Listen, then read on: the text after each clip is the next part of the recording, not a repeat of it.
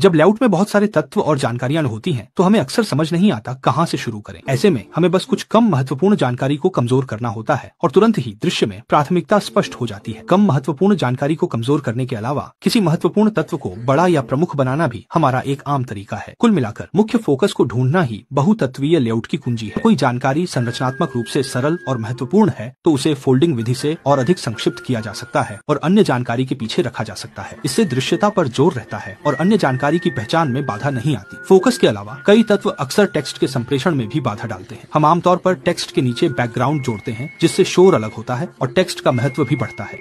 या फिर आप यह भी सोच सकते हैं कि क्या इन सभी तत्वों को वाकई में पूरी तरह दिखाना जरूरी है या फिर केवल उनके कुछ मुख्य हिस्से दिखाने से क्या परिणाम और भी बेहतर हो सकता है।